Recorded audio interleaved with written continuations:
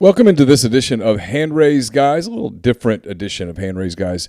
If you're watching on the YouTube stream, if you're listening in your podcast feed, it'll sound like it normally does.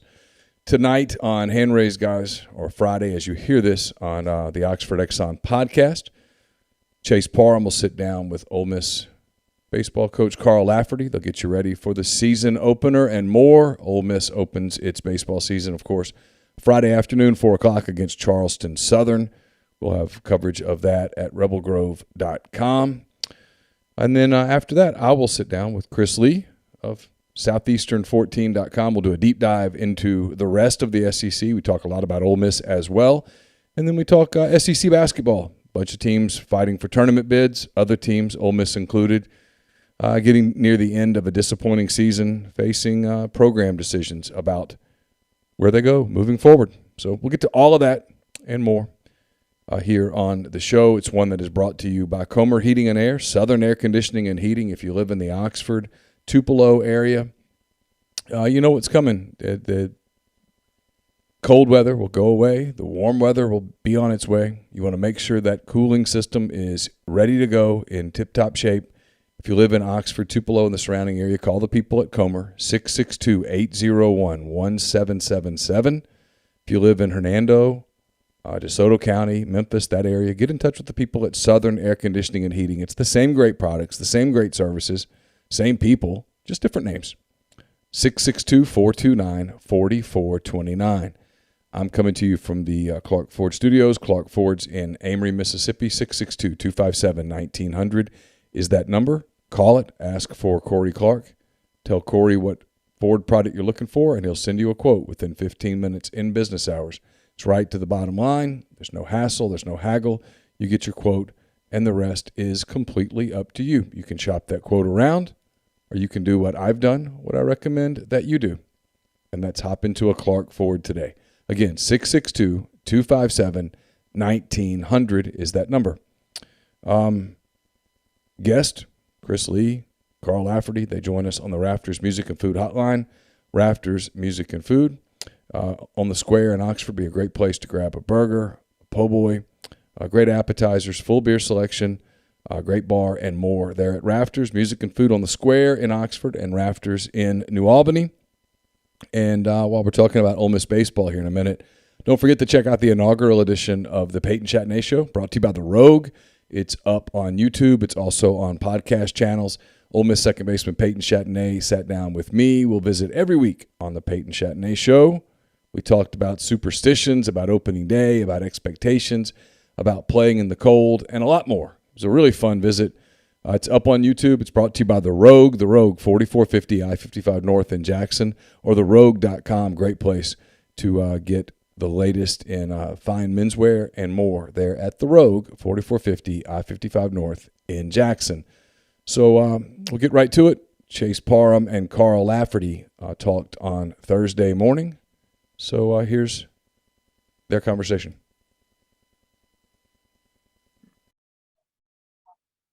Carl Lafferty now joining us day before the season. Ole Miss and Charleston Southern, 4 o'clock tomorrow from Swayze Field to kick it off. And Carl, you kind of never stop. You've got recruiting, especially once this thing got back going, when all the pandemic stuff got listed, and y'all can do normal visits and whatever that period looks like. But when the season is building up, the last couple of weeks before, are you trying to knock out more honeydews around the house? Need to give Lauren, the kids, a little more time? Like, what is sort of that first 2 or 3 weeks? Because, I mean, y'all been doing this for a long time. Everybody knows what this looks like. What's sort of the month before? Is there a way to kind of recharge at all, or when is that?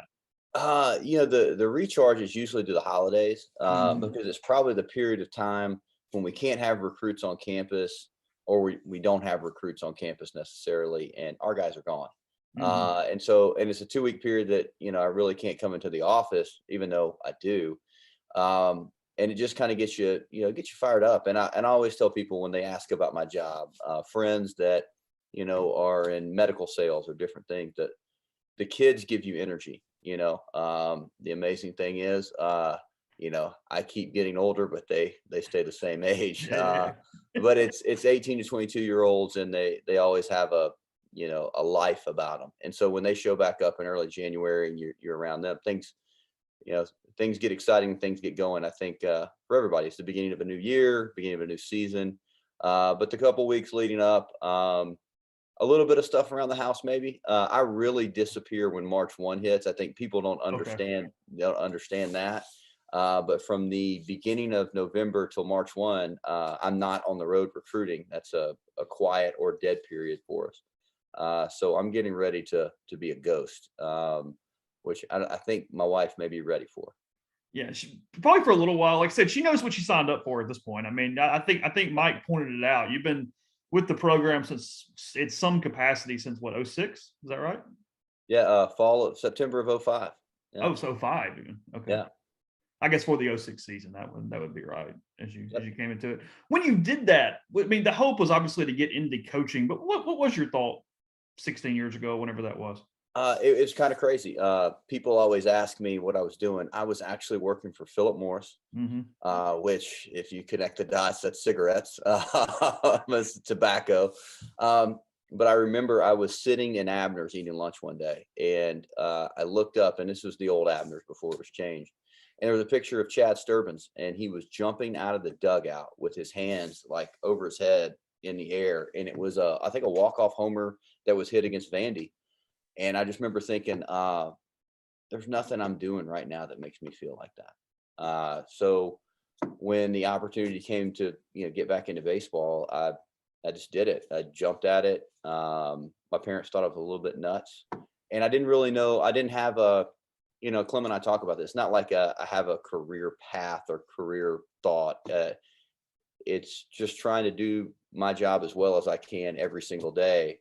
And then, take it as it comes, because it's like our game. Our game is a random game. Yeah, there's rules, there's parameters, there's 9 innings, but there's an infinite number of possibilities that can come out of each play. And I think that's coaching, to a T. Like, I do what I do because I genuinely enjoy spending time with these guys. Like, that's the thing if I had to tell any of our fans something I think unique about this team,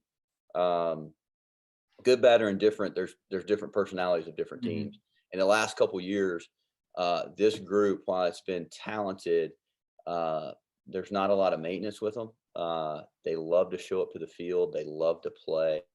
They are so much fun to be around. I mean, fun to be around at a pregame meal, fun to be around at practice, not just game day. So that's kind of what keeps me going and why I do it. Bit of a leap of faith at first, because not like directors of ops or anything or getting rich. You're trying to move up, trying to do some different stuff at that point. And $17,000, Chase. Okay. $17,000. That's what Fair I was enough. making. All right, good enough. My parents go, wait, you're the first college graduate in our family. You just got a job that has a good salary, a free car, all these great benefits. You're going to take a job for $17,000. I said, yeah. Here I am. Yeah. Wait, and you've, I mean, not this is not about you. We're going to talk about the team in a second, but I'm just fascinated here. As much as you and I talk, I don't know, we've necessarily been on this stunt. You've had other opportunities. You could have done a lot of things. A lot of coaches have gotten into scouting or different things. What's sort of been the big constant to keeping you there? To I think at this point you might be the longest tenured assistant in the league. What's been the kind of the key? Sound like Clement.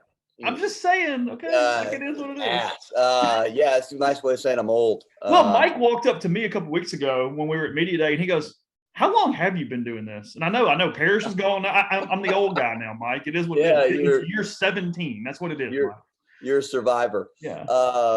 No, the coaching world is different. Like, it's not usually the knocks on the door are more, private or kind of I don't say back alley communications, but the short answer and the reason I've been here is one, it's my alma mater. That means a lot to me. It's always been personal, and I work with and for a great dude. Probably like your industry. I know all the ins and outs. I know the behind the curtain scenes for a lot of staffs and what goes on. And everybody always asks, "Hey, what is it like to work for Mike?" It's awesome. And when I say that, like when you start tearing down and really looking at the reason why you work for someone or what makes a good working environment, it's a person you trust. it's a person you respect. You know that they're a good human being when they put their, feet flat on the floor in the morning. They're trying to be the best husband, father, coach, etc. They care about your family. The people that are side by side with you, meaning I've been fortunate here, everybody knows that Cliff Godwin is my best friends in the world. Mm-hmm. Mike Clement is the same. Like, he's been a great friend, along with being a coworker. And then the other guys in the office. I'm very fortunate and very blessed that I'm excited to come into work every day. Yeah, there's things like everybody's job there that you may not, want to deal with. That's just part of, like, hey, the recruiting rules or this, that, and the other. But I love what I do every single day and who I'm doing it with. And I know that's not everywhere. That's not, that's not at every school, on every coaching staff, so on and so forth. So that's the main reason I stay here, because I'm not, my blind ambition doesn't lead me to go to a place where I take for granted my day-to-day happiness, and the same for my family. So I want to talk, obviously, get into the current roster a little bit. You've got a couple guys, I guess, over the weekend, one with John Gaddis throwing on Saturday, and then Jack Washburn will get his opportunity in the midweek next week. The portal has become such a big deal. You and I talked about it, I guess, last time we did this, maybe in the fall. And when you've got those two dudes, I mean, Gaddis coming from Corpus Christi, where he got really hot and was great once he got completely healthy there. Washburn, obviously, Team USA kid, was at Oregon State. What do you know about these players when their names first pop in? And what does that first week look like when a kid gets in the portal? I mean, how do you sort of operate going from point A to point B when those things happen? Man, that's a great question. Because it's a different mix, especially with baseball. There are kids that, the other factor is when is the major league draft? Okay, so it may be different in football, but you had the final day, or your last day to be put into the portal, is July 1. Okay. Well, the draft doesn't happen until like July 15th, 16th, 17th, 18th. So some of the kids that you could try to get on in the portal may be doing that as just a backup plan to turn around and sign. And if they do that, and now you're in July 19th or 20th. Well, I mean, you're trying to finalize a roster, then it gets scary. To be honest with you, navigating through that last summer, took what little hair I had left and pulled it out. It's a learning experience. Probably the biggest thing with the portal that you feel like you get is you're getting more apples to apples. And what I mean by that is you can go, okay, I can look at this guy's numbers in the pack and think that there's an easier transition to the SEC versus a high school or junior college kid. It's harder to tell, but I think part of it, you really got to dig into the kid. You got to dig into the video, the numbers, so on and so forth, but you got to get the backstory. You've got to talk to people that can tell you, hey, this is what's going on with this kid. This is his makeup. This is the reasons why, and then make sure it fits what you're looking for.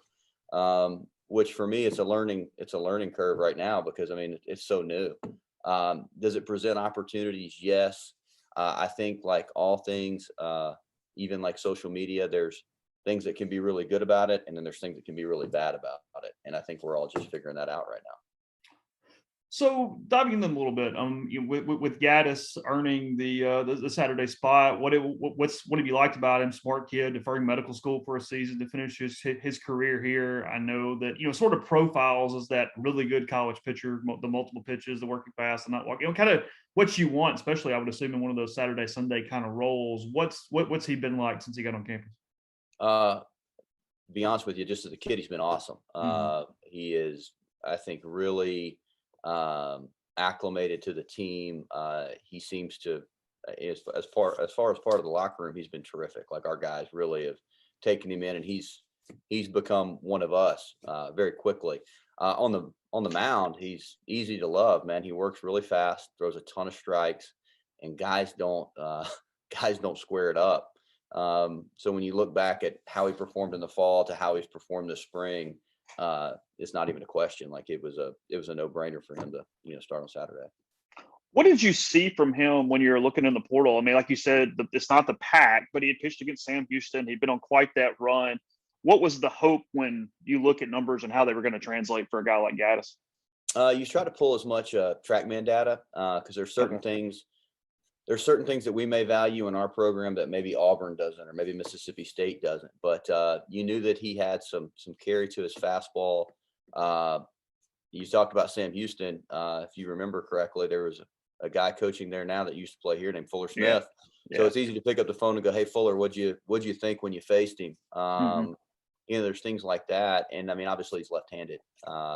And so you felt like the unique thing with him is, the backstory, like you said, this is a really good kid, a kid that's got his life together. And just because the makeup is big for us, you thought, putting him into our program, he could really help us. So it was kind of all those things that factored into us really, pushing our chips in on. And then with Washburn, I assume he had plenty of opportunities. Just like I said, a Team USA guy, a guy that was projected to be a pretty big part of Oregon State's roster had he stayed there in Corvallis as well. Has that translated as you would have hoped, and maybe seen sort of the things that you thought going in with him? Yeah, a kid that has a great arm, a ton of talent, ton of ability, has a lot of toughness and competitiveness about him. And I think a kid that's going to be a big part of it for us here. It's kind of one of those deals as he got here and got going in the fall, like his first, couple outings in the fall were terrific, threw good against Alabama. And as a guy, as we move through this spring, I think he's the kid that he was in a relief role for Oregon State, and he's trying to make that transition to a starter. And I think that's something where he's grown with it each time out, but it's different, for those guys. And it's not only different. Everybody goes, well, what's so different about it? There's sometimes that guys have a mentality where they grab the ball running out of the pen, and it's just like a bull in a china shop. It's just hard going right at them. And as a starter, it's, hey, I got to turn a line up twice. I've got to throw 100 bullets. I've got to get through 5 or 6 innings. So there's a different mentality. There's a different rhythm, that he's working on, and one of that opportunity is starting to figure out. So we're excited to see him, grow in that role. I want to phrase this the right way, because I don't mean tampering. I don't even mean anything untoward at all, because Mike might be the most by the book guy that I've ever covered from that standpoint. So I want to be very careful how I say this. But with the portal environment as it is, are there benefits to him being the head coach of Team USA this summer on just exposure and visibility as guys do move around to the extent that they do in 2022? It would seem like that, but I don't think so. Okay. And really, kids get in the portal for all kind of different reasons. You got, John Gaddis, who's head coach at that university, contacted us. So it wasn't anything weird. And you got some kids that are just mad and angry and want to leave, or there's a coaching change or anything. Yeah. And so I don't necessarily know the advantage in that, because the portal just seems like the wild, wild west. Anything and everything is on the table. I think there's, like I said, the good and bad in it. There are kids where it can really benefit them. Like you even look at like a Jack Washburn, where he's leaving Oregon State. Well, that wasn't even the staff that recruited him. You know what I mean? That's not even what when he's walking on campus as a freshman, that's a different staff taking over than the one that from the pitching coach to the head coach, to all of it. So I think there's some good things with it, but then there's, the things that we see in, Twitter world about football, and obviously football is a different animal than baseball, that aren't so great. And that's what you've got to kind of sift through is, what are you bringing into your program? Because the thing we found out specifically about baseball, I can't speak for other sports, but the chemistry and the camaraderie and the makeup of a team is so different in college. You play 56 games. It's a lot of games. There's, games can be won and lost just on the chemistry of a team more so than just talent. This isn't the major leagues where the reason they play 162 games and you sign the best players because talent wins out over time. That's not the college game. Does talent matter? Sure. Who are we kidding? But also the kind of kids that are in the dugout and the chemistry of the team are hugely important. So when you start looking at the portal, you got to ask yourself, why? Like, why is this kid in here? Why is he moving? Is he going to be a good fit? Is his makeup what you want in your program? you don't have necessarily the elite top prospect that you guys have had, frankly, most of the time over the course of your tenure as pitching coach. But you've got a lot of depth. You got a lot of guys who could potentially end up in roles. And I asked Mike this last week, and it's one of the more fascinating things for me as this season plays out is how do you balance giving guys enough of an opportunity to kind of know where they are and keep their spots. I mean, say, Diamond, McDaniel, Gaddis, and all these things, while also making sure to get the appropriate innings for all the other options that could turn, or if you roll this thing over. I mean, what's the puzzle look like to try to get these guys the appropriate number of innings?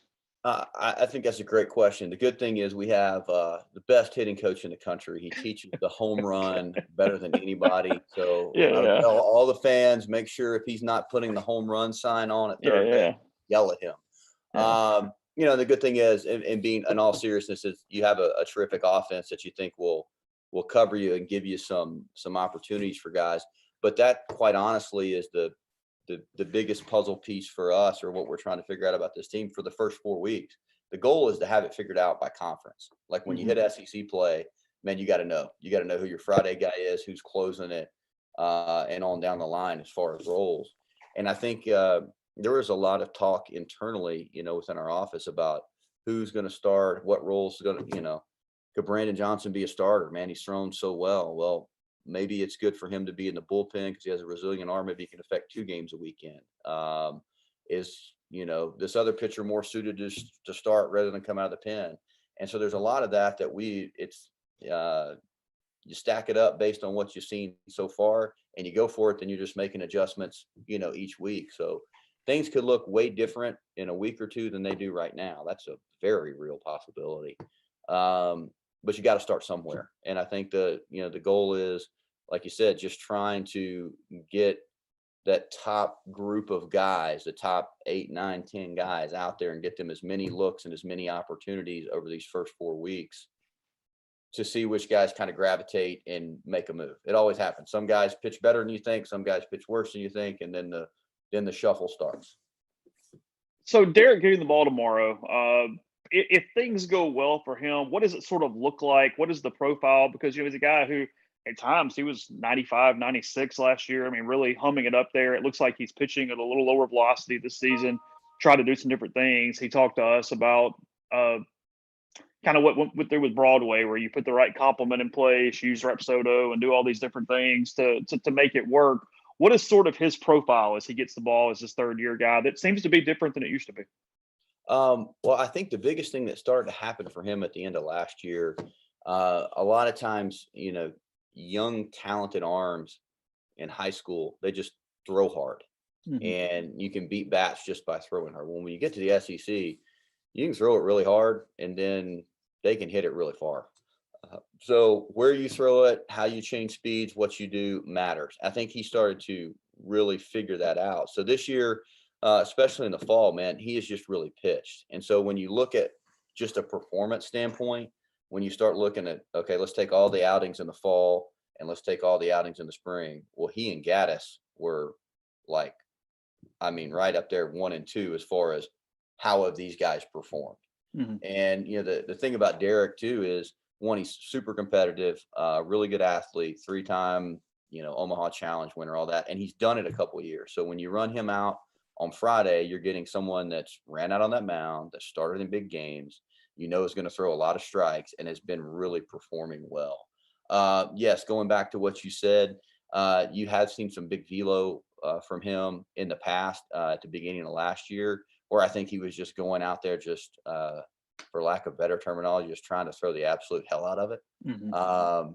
And I think now you're seeing more of a calculated approach where I'm trying to pitch. I'm trying to be here and have the same quality stuff at pitch 95. I'm trying to, throw a fastball in the inside corner and spin a better breaking ball in the outside corner and get these guys out rather than just try to throw it really hard. So that seems to be what his approach has been, this fall and spring, to be more of just a pitcher. And he's done a really good job with that. The only 2 guys you guys have on the roster who have SEC regular season starting experience, him and Drew McDaniel. Drew getting the ball on a Sunday. I know that he had worked on a lot of mental stuff. He was really good through the majority of the fall coming into the season, started preseason stuff pretty well. He talked to me a little bit about getting out of his own head yesterday. He was talking about that he seemed to look so much more big picture in the past, and it got him in trouble, and everything kind of unraveled a little bit at times. Is that sort of the thing is keeping him in the moment as Sunday gets here? Yeah, kind of going back to his fall, he had a rough start to the fall, and what you learn about, like as a coach, we always talk about having different tools in our toolkit. Some guys need to add a pitch, some guys need to add arm strength. Some guys, what's actually going through their ears, or going on in their head, that can affect their physical performance as much as anything. And I think Drew started to unlock that. When you look at what he did from about the middle of the fall to the first 2 outings of the spring, he had a stretch where he threw, I want to say it was like 11 or 12 scoreless innings, gave up just a few hits, punched out about a guy and a half per inning pitched, and really threw the ball as well as he's ever has. And I think you've seen it in other players like Henry Lartigue, who's a student coach this year. If you would ask us internally the first couple of years, we thought Henry Lartigue was great, but there's just the mental side of it where whatever you're thinking, whatever's going through your head, your perception of everything gets in your way of physical performance. And then all of a sudden you look up and you go, how the heck did Henry all of a sudden his junior year become this kind of player? Well, he's always been this player. He's always had this ability. He just kind of got out of his own way. And I think that's the hope for Drew as we move into the spring. What does it mean for these guys to have Hayden back there, not just in blocking everything, receiving like he does, maybe being the best defensive catcher in the country, but understanding them, having enough experience to be their mate? I mean, you were back there. What does that do for a staff to have a guy like him? When you think when a pitcher's on the mound and he thinks the catcher is really good, it does wonders for him. I mean, it's you can't really quantify it, but there's such a trust, like it's almost like a child and a parent where you think that they're going to make it okay. I know that they're going to make everything okay. And there's a comfort level there that helps bring the best out of the pitcher. And certainly he does that. The physical skills are there. He can really receive. It can be a little unorthodox at times, but he can really throw. But I think where Hayden continues to grow, like you'll see a lot of his body language. Like if you really get into the details of the game, we kind of laugh and mess with him a little bit, but looks like he's out there landing a plane. Like he'll tell him, like, "Hey, stay right here with me," or get fist bump and all that. And that's good. That's good, man. That positive view for them. And when you're out there and there's 10,000 people going nuts around you, to be looking at that guy, and that guy is like, one, you think that's the best catcher in the country, and he is absolutely in my corner, and we can do this. Man, that's big. It's huge. He's definitely a big piece to the puzzle this year. Yeah, like I said, I mean, physically they trust that, hey, if I've got to bury this thing, he's going to stop it. A guy's on third, it's not getting to the backstop, all that. Not calling anybody out, but whether it's your team or somebody, have you seen the inverse of that, where the guy's scared to death to do that thing in the dirt and you go, oh hell, that can go anywhere? Absolutely. You see that. How about this one? There's a guy at first base. Now you've got to hold runners on, and you're trying to be so fast, or you're so nervous because the guy behind the plate couldn't throw out me if I was running. That affects everything. Well, now you know that, hey, I got to do my part to control the running game, but Hayden's going to dang sure do his part. And he's a threat. He is a deterrent from running, which, when you don't feel that pressure, man, it makes it a lot easier to pitch, especially with runners on base. He showed so much toughness, plays with basically a broken finger, hand, or whatever last year. What is the hope? And I know it's a sort of a moving target, it's a living thing, but getting Calvin innings back there, just anything else, like how do you sort of manage the catching spot from a workload standpoint? Well, I think you'll see Calvin get a lot of innings in the midweek behind the plate. Certainly he's a talented kid.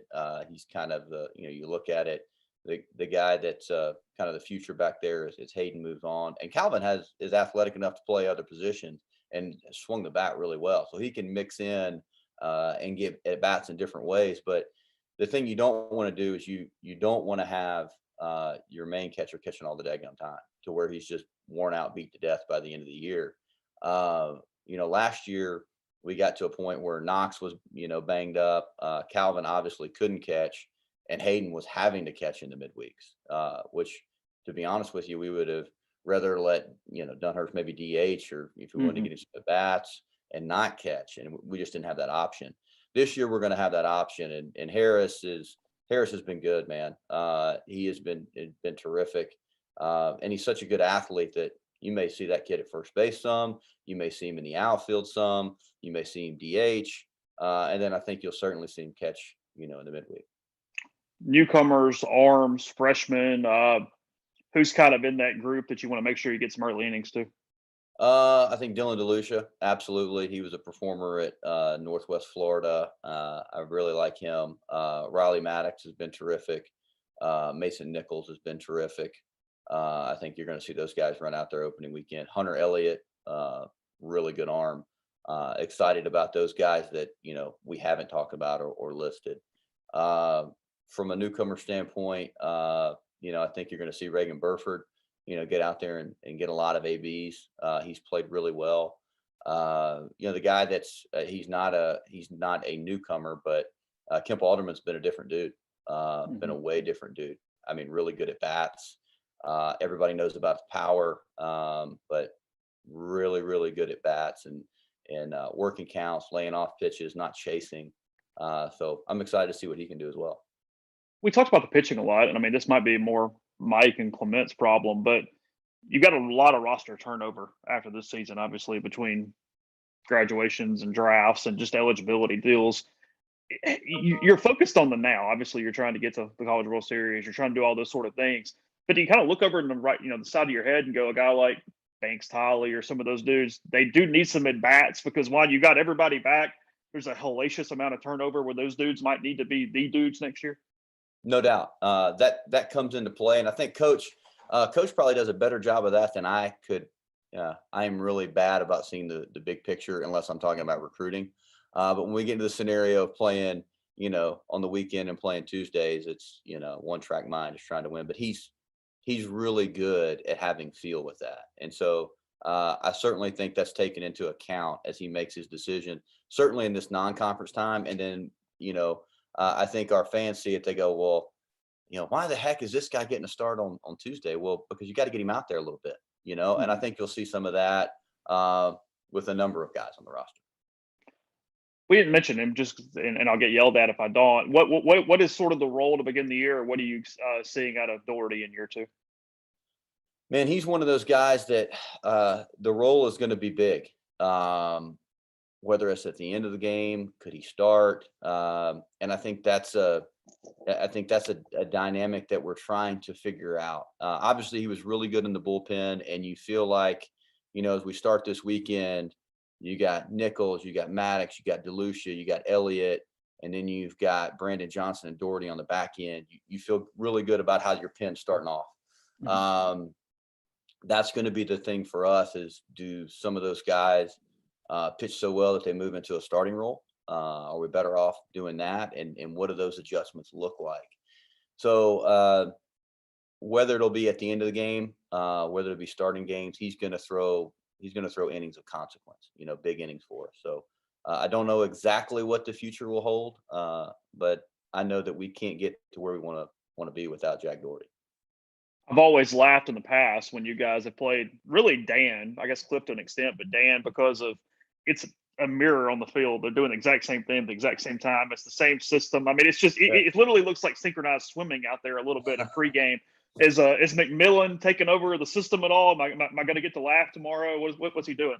I would assume there's going to be a lot of similarities. There's going to be do some things. Gosh, you'll probably see some different color shirts. You'll see a shirt dugout.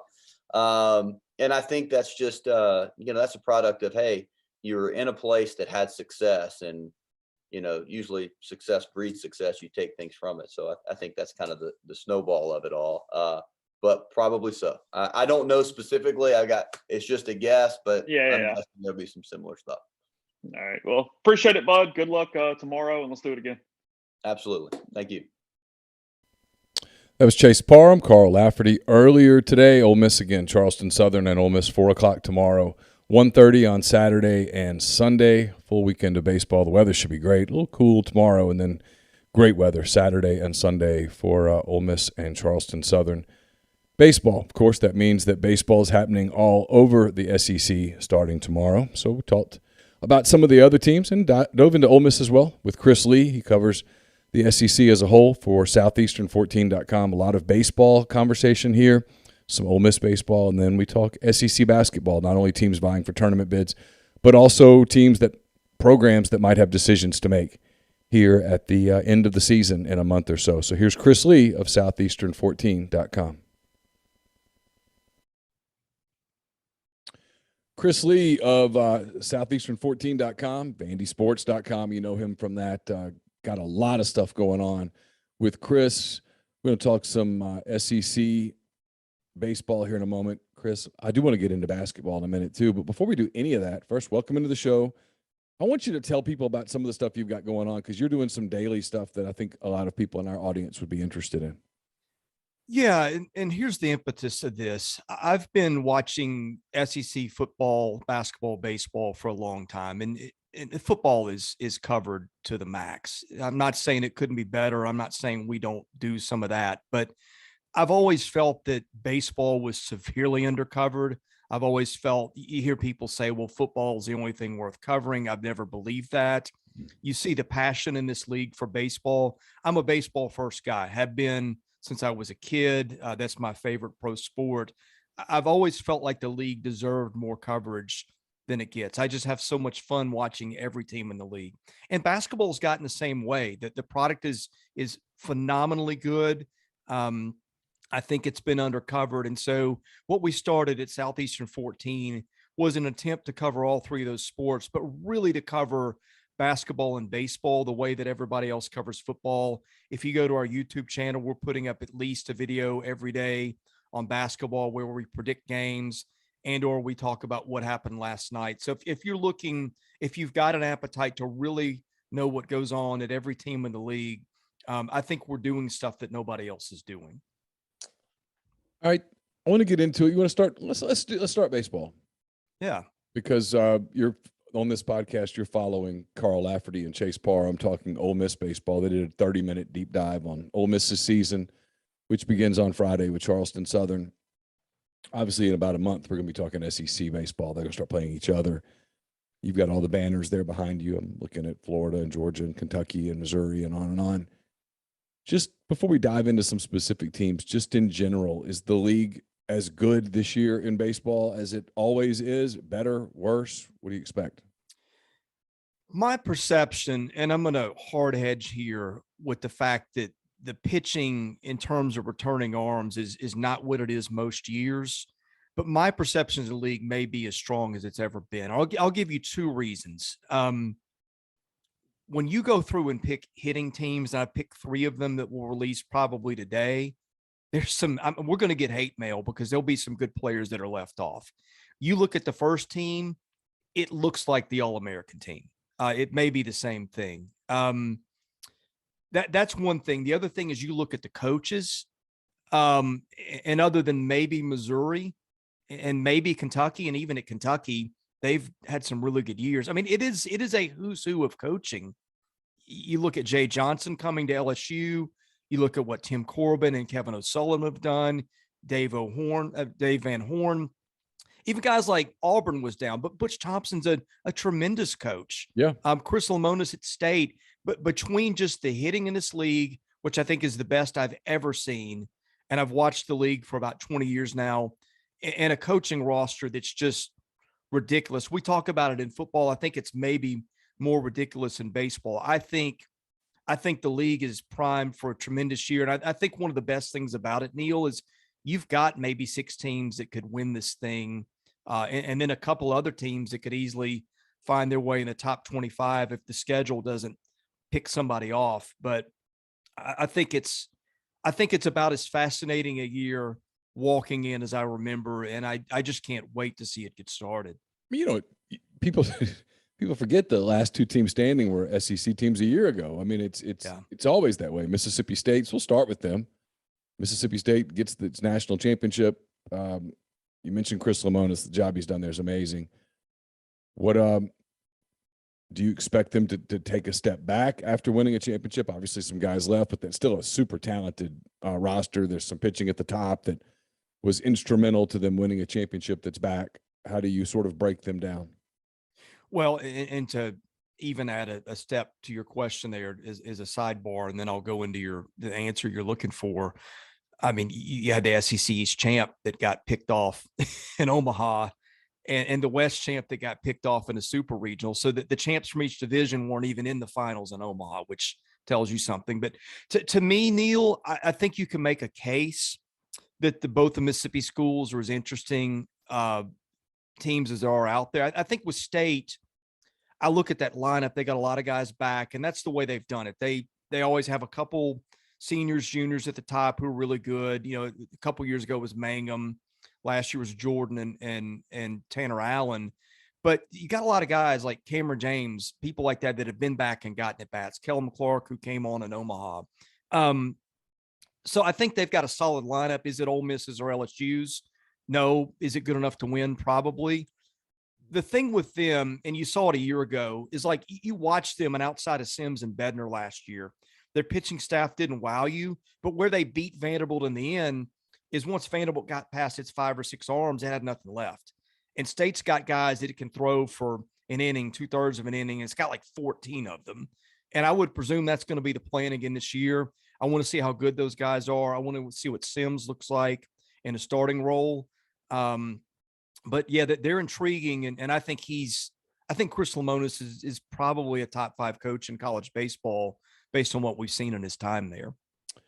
Oh, I do too. You know, now I started to say they get the target on their back, but Mississippi State's always kind of had a target on its back because of the way that fan base embraces baseball, because of the way that administration embraces baseball, the way that they make no bones about the fact that they emphasize the sport there.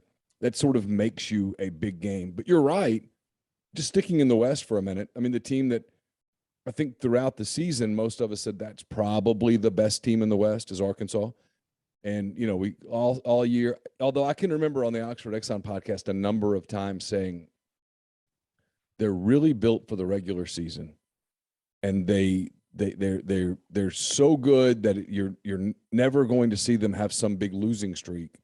But there was always something about them that bothered me, and I wasn't sure what it was. And I'm not sure that even watching them lose to NC State that I even saw exactly what it was. But there was just something about them. I think it was being so dependent on the same 1 or 2 arms that when you didn't have those 1 or 2 arms on the mound, that maybe it was even psychological that you took a little step back. And so for Arkansas, what's interesting as you get ready for their opener Friday as well is you know that their lineup's good. They've got bats throughout. You know that he's done a great job of building a deep roster. But you do wonder, without Peyton Paulette at the top, out for the year with the Tommy John thing, does that sort of start them on a path where they're going to be dependent on the same arms too much, and you get into June and a super regional round or something, and you just kind of can't finish it? Yeah, I mean, here's the weird thing about the league too, Neal. I thought maybe the best 2 starting pitchers coming into the year, they're both probably not going to throw a pitch this year. He and Blade did well. And so that hurts. I think that has to knock Arkansas down a little bit, although I think their schedule in the West was easily the most favorable, and that helps. But yeah, I mean, postseason, it's like a truth serum, right? It's like, who do you trust? And the thing that I'd worried about them for a long time is you saw how many pitches Cops would throw, and it's like, it's the 6th inning, we're in trouble. Let's let him ride it out. And you're like, you know, at some point that's going to take its toll probably, and it did. I think the Paulette injury really hurts them. No, their lineup's good enough to carry them. And again, that home schedule and everything is going to help. Connor Nolan's going to be the guy. I talked to our buddy at the Arkansas site, Andrew Hutchinson's a good buddy of mine. Yeah. He said Nolan's had a pretty good offseason, is maybe taking signs of stepping up. They've got Hagen Smith, the lefty freshman, who's really good. Jax Wiggins is back. You know, the thing is they've got like some arms that you have seen pitch before. They're not spectacular, but Heston Toll, Tress, kids like that. And the thing about Van Horn's staffs, like everything that your Arkansas isn't always one of the best 2 or 3 pitching staffs in the league, but it's kind of a Mississippi State light from last year. They got a lot of guys that can throw an inning or two. Yeah, sure. And the lineup can flat out hit. So he's a great coach. I don't count them out of winning the whole thing, but I think I have questions about the pitching too. And you saw where it bit them a year ago. I was in that same boat with you. I wasn't going, hey, Arkansas is a slam dunk to win this whole thing, because I was watching the same stuff you were and going, the needle that they got to thread. And then when Wicklander got hurt, yeah, it was a killer. That really was a killer. And that's what got them in the end. It's funny because, and Chase covers Ole Miss on a day-to-day basis for us. I made myself start watching it more last year and doing a weekly show this year with Peyton Chatney, the Ole Miss second baseman. And so it's going to force me to keep up with it even more than I normally would, which is good. I need to. But when I look at Ole Miss, I see a lot of Arkansas, right? Oh, yeah. There's this lineup that can hit up and down. There's some high-profile bats in the lineup at Ole Miss, just like there are at Arkansas. I mean, even all the way to the second baseman, right? You got a guy like Robert Moore at Arkansas, Peyton at Ole Miss. I mean, two kind of similar spark plug, really good players at the top of the lineup who make things happen and that kind of thing. And yet with Ole Miss, I have some questions about pitching. Ole Miss has always had these dominant front of the rotation lineup, rotation arms. And not saying Diamond's not that, but I'm not sure that he is that. And they don't have those guys. Now, I've heard Chase say this, Peyton said this on a show that hopefully will be on our network here pretty soon. There's more arms. There's more guys. But just like at Arkansas, and I'm only comparing because we just talked about Arkansas, it's the same things I think at Ole Miss. Is if there's a scenario where at the end of the year, Ole Miss is in Omaha and we're talking about them, it's going to be because some arms that we're not talking about here today on February the 17th stepped up.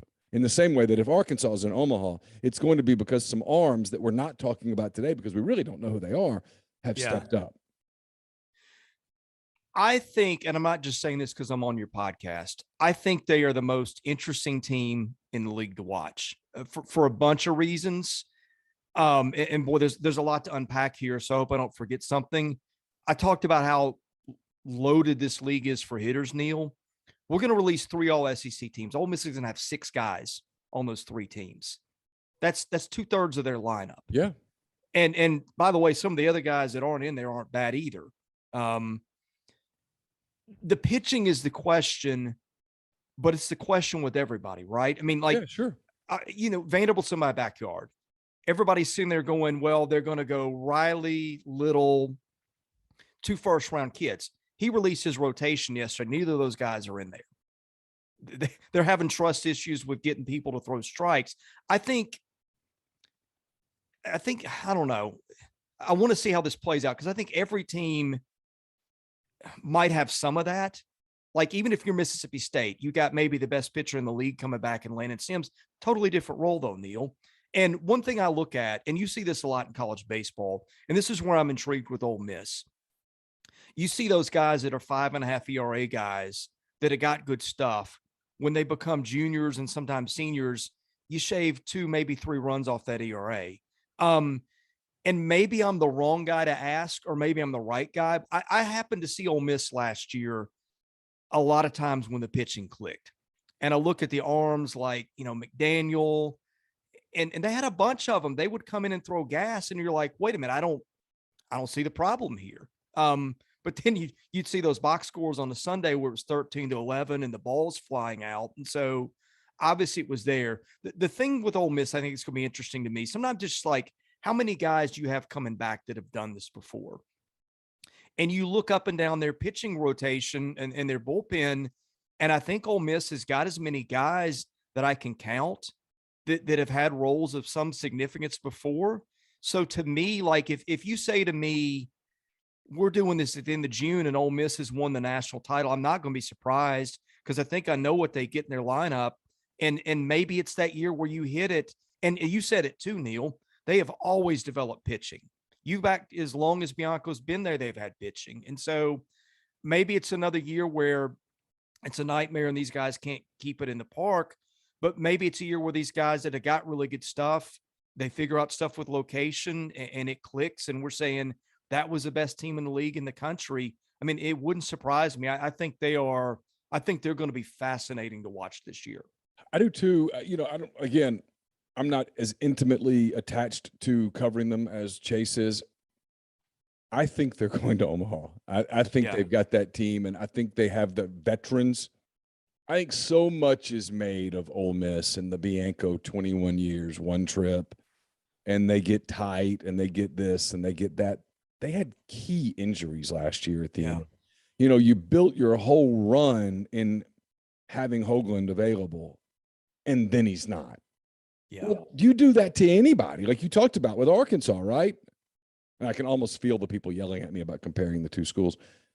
But when Wicklander went down, it totally changed what they could do in the postseason. And you didn't have all – if you were to tell Dave Van Horn, hey, you're going to lose Paulette, he's not going to be available at the end. As much as it would pain him to tell you this, he would say, all right, well, then don't even let me start with him. Let me go without him so that we can get the growing pains out of the way and figure it out. If it can be figured out, maybe it can't be figured out. But if we're going to figure it out, give me 3 months to figure it out, not 3 days. Does that make sense?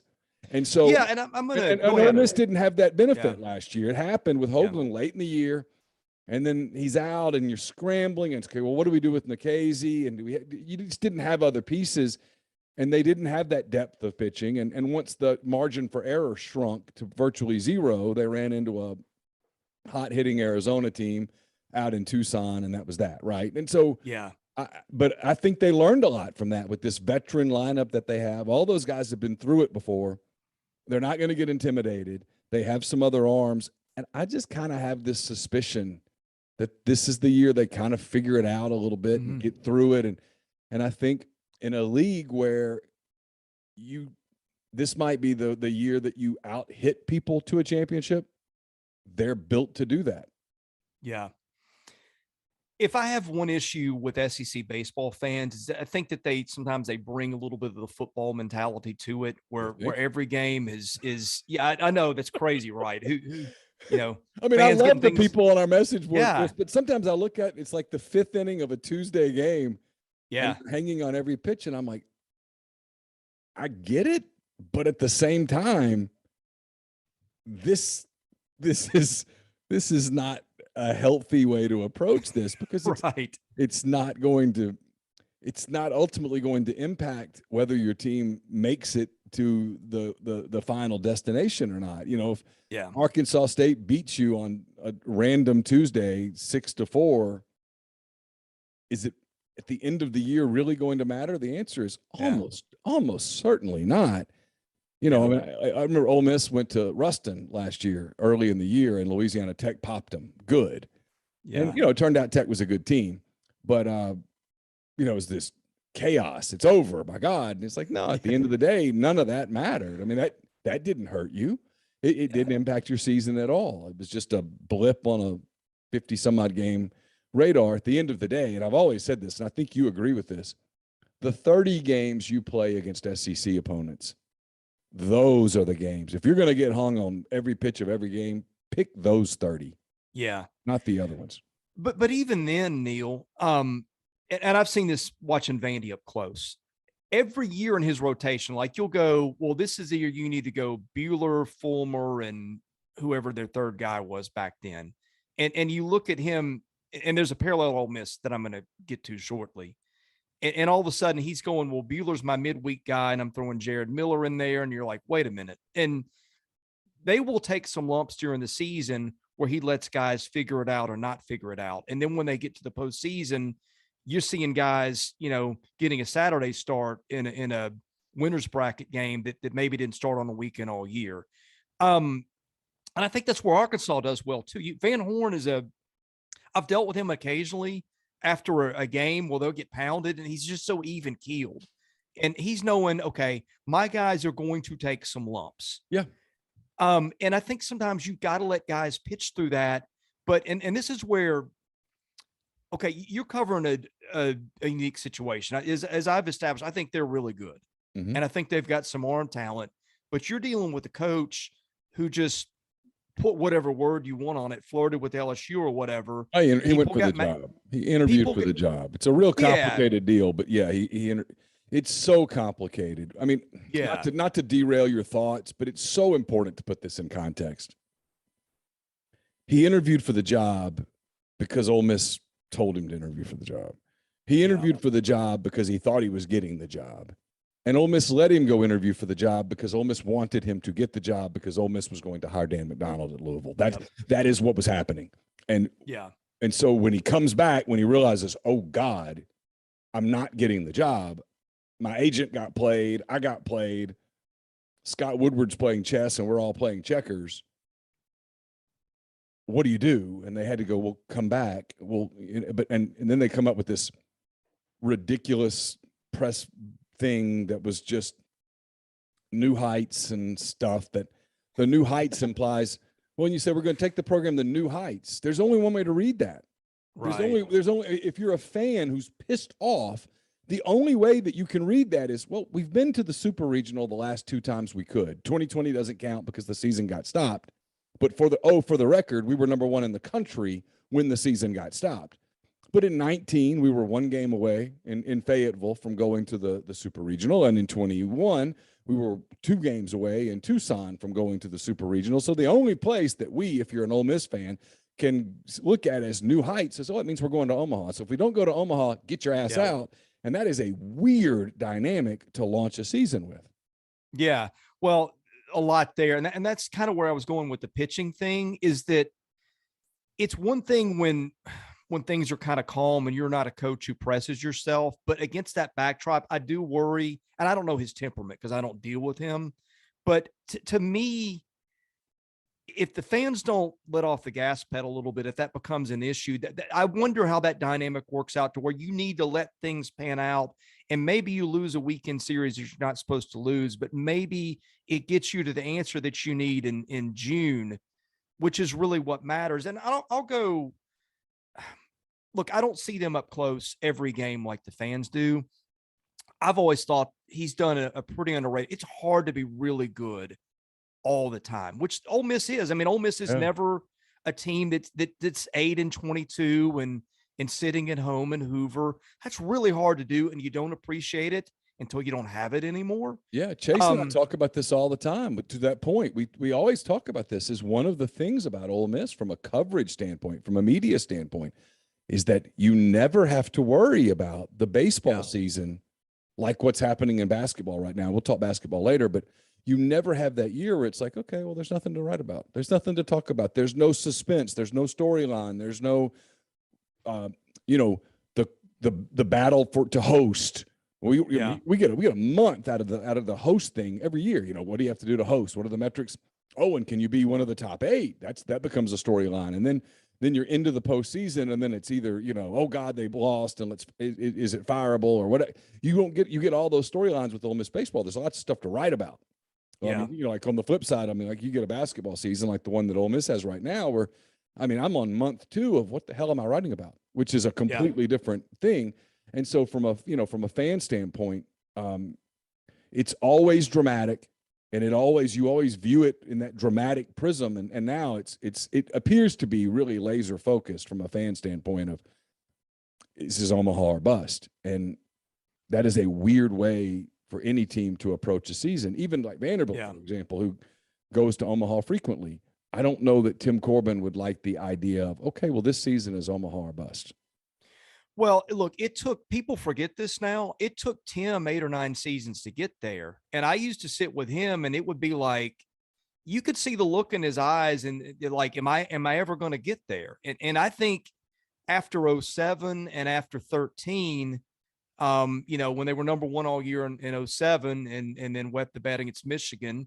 And then in 13, where they go 26-3 in the league and can't get out of a home regional against Louisville, I think he was really, as much as anybody, going, is this ever going to happen? And well, you look at the last decade, and frankly, they might have another one in there if the Donnie Everett thing doesn't happen. But this is where, to me, this comes full circle with Ole Miss, Neal. Postseason is what everybody looks at, and I get it.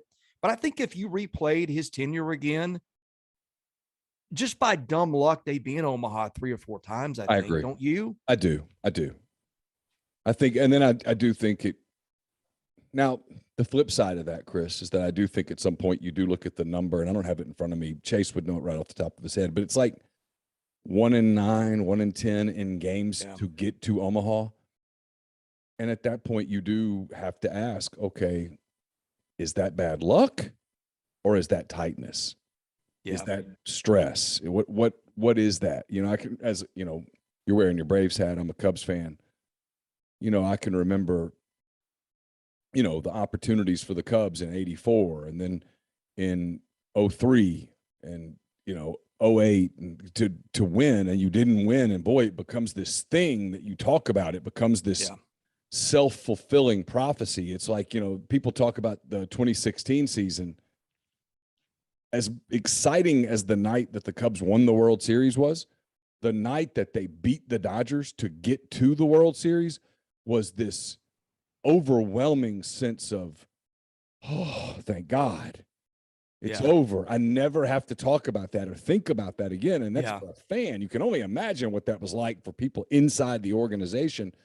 So, yeah, for Mike, the one thing that if you could go back and change something, you'd make one of those first, like that Texas series in '05 or whenever that was, when he had a great team. If that team could have won one of those two games against Texas and gotten to Omaha, is the approach different over the years? You know, in 19, did they lose to Arkansas on the third game because they were tight? No, they lost because it's hard to beat Arkansas in Fayetteville. Look at, I mean, you know, it was a major upset last year when NC State did it. You know, last year, Arizona was the better team at the end of the year. They were the healthier, better team. Was it psychological? No, but I can see how you get to that place, you know. And so if Ole Miss doesn't get to Omaha, it as much as people go, it's this easy decision about what to do with Mike. But the truth is it's not an easy decision. Yeah. You know, we were talking about this, Chris, the other day on the podcast because Ole Miss had played basketball against South Carolina on Tuesday night. You probably watched it or forced yourself to watch it, I should say. I saw the end for sure. Yeah. There was nobody there, right? There was the environment was terrible and all that. And we were talking about how, you know, you can judge the health of a program by attendance, by environment, by excitement. You absolutely can. And if you do that, if you're honest, Ole Miss will open on Friday afternoon. It'll be about 48 degrees in Oxford, and that stadium will be absolutely packed with excitement and bodies everywhere, kids packed in right field, people packed in left field, the grandstands packed, the club's packed, everybody cheering, everybody excited. And if you're going to be honest and fair about it, you have to go, well, that's the sign of a healthy program. And if the program's been healthy for 20 years now, when you change it, there's always a chance that you bring in somebody who's better, always. And there's always a chance that you bring in somebody who's much worse. And so it is a gamble, right, at that point. So that's what you're exactly right. I think, and I know I'm here, and so it's easy to go, this is the most interesting story, but I do think in the league, Ole Miss is the most intriguing, interesting story. Not necessarily the best team, but the most compelling story. If you were to just put all BS aside and write about the story every day, they're really interesting. Well, and again, pitching is their question mark, but his track record of developing arms over his career is pretty good. From afar to me. So again, that's a thing that I'm looking at to be a little bit encouraged about.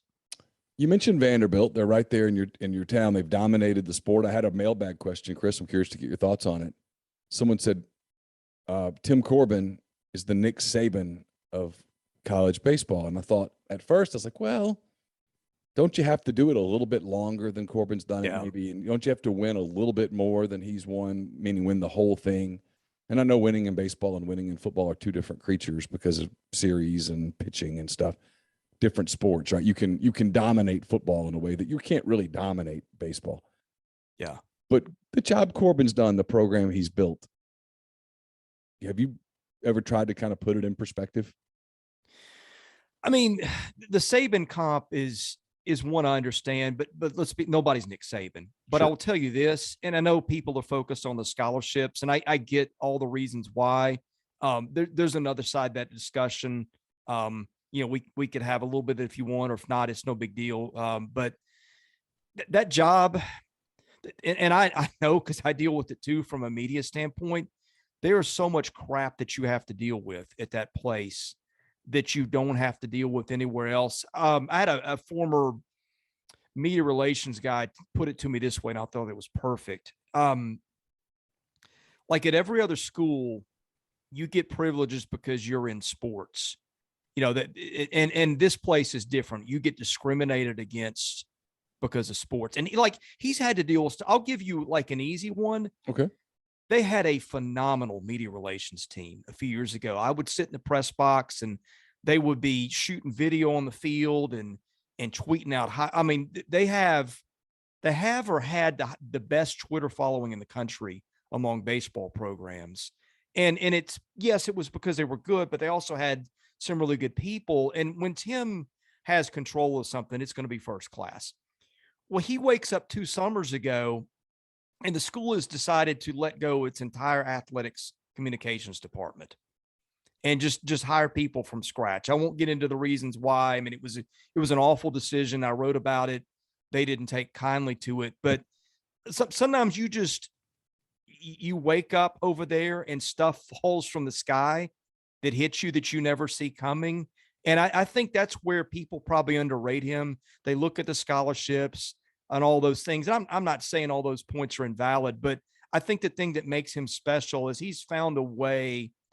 And let's be clear too, you do have some advantages because that degree carries some cachet, and the people that play baseball are upper middle class white people who, value education, and that helps too. But he deals with a tremendous amount of stuff that nobody ever knows about. And I think people know he's a great coach, but I think sometimes they don't know all the stuff that he has to deal with privately that no other school in the SEC would dream of dealing with. How good is this year's team? I know it's good. Is it in comparison to some of the previous teams? And is this one that you would be surprised if it doesn't get to Omaha? I think this team is the hardest one to figure out that I've covered. Really? And I think and now look, if you said they're going to win it all, am I surprised? No, they've got the talent. If you said, are they going to slip up and be a run of the mill 2 seed somewhere? I don't think that'll happen, but I think it could. I think they got issues throwing strikes. I think if Christian Little and Pat Riley were throwing strikes, they'd be in the rotation. They're starting Carter Holton, a freshman who's going to be really good. And by the way, he's Anthony Dasher's cousin, our buddy at the who runs the Georgia site. So how did someone from Dash's family tree get that sort of athleticism? How'd that happen? I think Dash would agree with that too. I know he would. Otherwise, I wouldn't say it out loud. Yeah. Yeah, but I mean, look, when your 2 studs don't make the rotation to start out, that begs some questions. I look at their bullpen.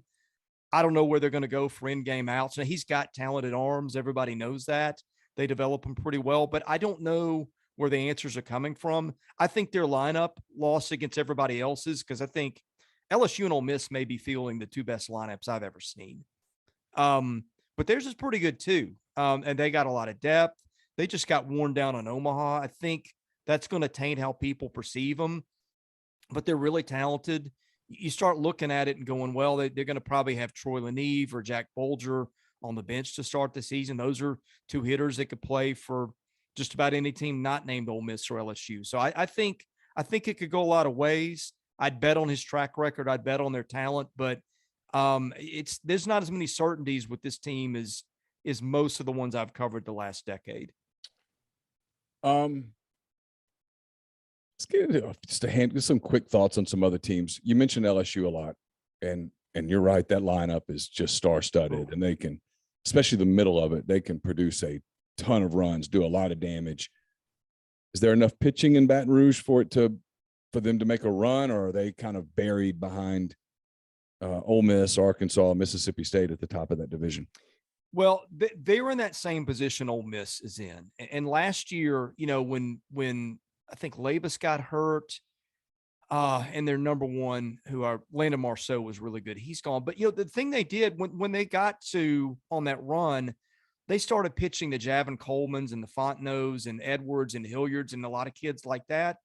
And I'm not saying it was always pretty, but they got experience, right? And you look at them again, when you start looking at how many guys can I name off the top of my head on the pitching staff that come back, LSU's up there in that top half somewhere. And look, they don't need to hold a team to 3 or 4 runs. I mean, that lineup is going to get them 8 or 9 most nights. So a lot of nights, yeah, for sure.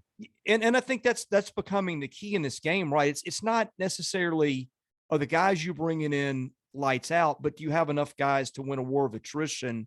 And they at least get a pretty good start there with having guys who've been there and done it. Wasn't always pretty, but arms generally get better year to year. And I'm kind of like Ole Miss. I'm kind of watching them in that same light to see, do they just get a lot better by virtue of another year? I'm looking at your Florida and Georgia banners in the background. A lot of people excited about Georgia because of arms. And then obviously Florida has a very talented team that frankly kind of underachieved last season a little bit, but they're still very talented. They're going to be there. They're going to make noise. They're going to be a hard out on weekends. What do you think of those two clubs? I think Georgia is probably, in my mind, the most underrated team in the league. And Aaron Fitt kind of blew my cover on that. He had that take too. Aaron, I think, is the best guy in our business. When Aaron says something, it carries a lot of weight with me. I was thinking it, and I think he kind of came out and said that I think that's an Omaha team. They think their pitching staff is really deep. They've got Jonathan Cannon back, who was this time a year ago getting top half of the first round forecast. Health didn't work out. He's back. They got a JUCO kid that they really like in their 3-hole. They always pitch and play defense. And their lineup, again, they got, I think, 8 of their 9 guys back. And it's not going to be a top half of the league lineup, but again, it's a spot where they may not have to hit a ton, and they're always going to lock it down defensively. So I think Georgia's going to finish second in the East. Florida, and I think Kevin O'Sullivan said this himself, that's a team that's going to take a while. And you look at their pitching, and they're going to lean really heavily on freshmen. Their lineup doesn't really wow you. Judd Fabian, I don't know which way that goes. That was a week-to-week thing a year ago. But they always develop arms. They're always deep. And if he does that, that might be one of those teams that goes 15-15, and maybe winds up as one of the last 4 in Omaha, just because they started to figure out with the arms. And again, he's a guy that's really good with pacing a season and getting his team ready at the end. So I think those teams are both really intriguing for different reasons. Tennessee made a lot of noise last year under a first-year coach, and all that stuff got exciting, and everybody got pumped up in Knoxville, as they should have. It was fun to watch the deal, but they're not under the radar now. Everyone will get geeked up when Tennessee comes to town. What do you expect from the Vols? I like them. I think they're more of a middle of the pack team this year. I think Vitello's a really good coach. I don't think he gets enough credit because I think, frankly, people just probably don't like the act that goes there. But it's worked for him, and I don't say that judgmentally. What hurt them is they lost their top 2 starting pitchers probably for the year. Blade Tidwell, in my mind, was probably the best pitcher in the league coming back as a starter. I don't think he'll throw a pitch all year. The Halverson kid, Seth Halverson, who transferred from Missouri, is going to be there too. He's done for at least a couple months. They just got Ethan Smith eligible, who started the season as Vandy's closer a year ago. He's really talented. I think he's going to have to step up and take a big role for them. But the lineup is good, but it's not special in this league. I think their bullpen's really good, but I worry about them at the top of their rotation. Most teams could not stand the hit to an ace 1, which there are few in this league, and a guy that's got good stuff with your 2. And I just think they start in an unfortunate spot. And I think the other teams are just too good to think that they can make a run like they did a year ago under that circumstance. It wasn't that long ago, Chris, that we talked about South Carolina as this perennial national title contender. And they were the program in the SEC. Even in the middle of the Vanderbilt domination, Carolina was a dominant program. Yeah. And they've fallen off. And to the point now where you don't even think of them in the main conversation, right? You think about Vanderbilt and Mississippi State obviously just won a title, and you think about Arkansas and Ole Miss and Florida. And I mean, we're talking about a lot of teams, LSU, of course, because of the history they have there and the talent that they have there. Before you even get to South Carolina, you talk about all of those teams. Is that an oversight on our part, or has that program fallen to that place where that's where it deserves to be mentioned? Look, it's fallen because they won back to back, and they were within a game of going 3 in a row. Look, in any sport, your coach is everything, right? And I'm not saying Mark Kingston's a bad coach, but Ray Tanner was a legend. Mm-hmm. And I'm a little surprised that it's not gone better, given that he's their AD. They've been through a coach or two, but people might sleep on them a little bit. They've got probably in Bosnick and Sanders maybe the best 1-2 punch of starters in the league. I just don't know if they can hit. That was a real issue for them a year ago, but they do have some guys back. They got Matt Hogan, who transferred from Vandy and was stuck behind other guys, and maybe gives them some pop. I think if they can hit a little bit, they can be intriguing, but I think they're in that. I think they and Tennessee are probably going to battle it out for that, 3, 4, 5 with Florida and Georgia somewhere. Any of the other teams we haven't talked about worth diving into? You got Alabama and Auburn and A&M and obviously Missouri and Kentucky, but it doesn't feel like any of those teams are really tooled to challenge the big boys. Yeah, I think Auburn and Alabama get crushed by the schedule and probably especially the pitching on Alabama's end. A&M's team that's interesting because Jim Schlossnagle's running that program now. They probably did a better job of any team in the conference at hitting the transfer portal. And I don't know if they got like any of the best 3 or 4 players, but they got 7 or 8 guys that'll really help them. They got Micah Dallas from Tech, who'll probably be their one, who was in their rotation. The talent base dropped off. You could see it. It was kind of alarming to see how little skill they had last year, especially in pitching, and that had been a Rob Childress hallmark. But they reloaded. I think half their lineup is D1 transfers. Dallas will help them at the top of that rotation. Schlossnagle's a great coach. Again, anybody in the West, you're worrying about that schedule. But I think of all the other teams, that's the one that I think is probably the best. All right, let's shift to basketball. Got a little time with you. It's February 17th as we record this. The tournament's about a month away. We're starting to kind of get some separation in the league from who's legit, who's that second level, and then who's not. I think there's going to be a lot of coaching turnover potentially at the end of the season. That's interesting. We'll finish with coaching turnover because it's a weird topic, but we'll start with the good teams.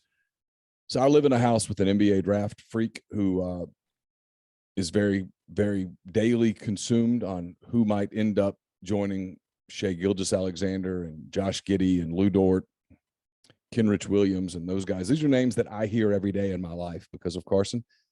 He's very obsessed with Jabari Smith. And when you watch Jabari play, you get it. So here's my question about Auburn. I know from a draft standpoint, Jabari Smith's a future star in the NBA because an NBA team's going to they're going to put him in the role. He's going to figure out a role, and then he's going to take off.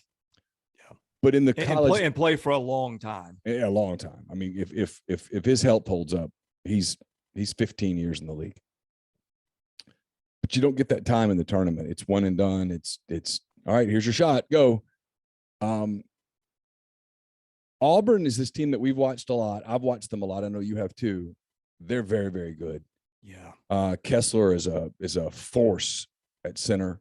They've got lots of guards. They've got wings who can defend. And then they've got Jabari, who is kind of the wild card for them, I think. And I'm curious to see if you think this too.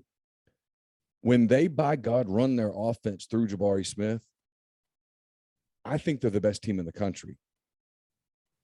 But they don't do that as much as I would do it if I were them. And I know Bruce is a great coach. I'm sure that deep down this is eating at him a little bit.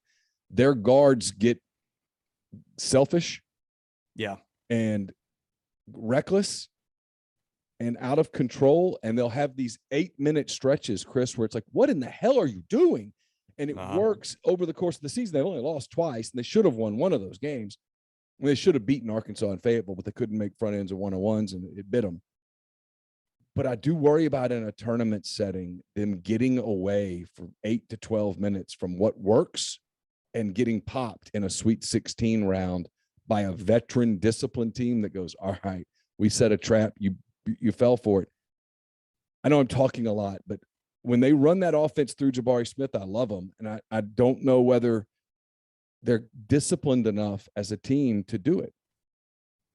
Well, it's that double-edged sword. He's created this culture that people love to play for, that you get your shots. They're fun.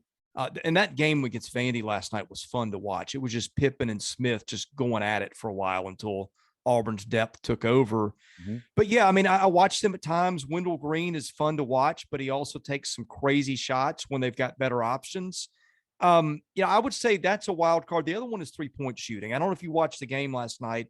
They had a graphic about the last 5 teams to win national titles, and their 3-point percentages were consistently between, I think, 35, 36, and 40. Auburn was sitting around 31 coming into last night, which Pearl's teams have usually shot the ball better. I think those are the two questions. Nobody in the country's got 2 bigs like they do.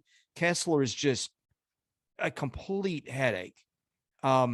I think he's getting attention. He still might be the most underrated player in the league. I'm with you. I think they get past the round of 16, but if they don't, Neal, I think you've just named the reasons why. Kessler had a possession, and no one remembers it because Arkansas ended up scoring on it.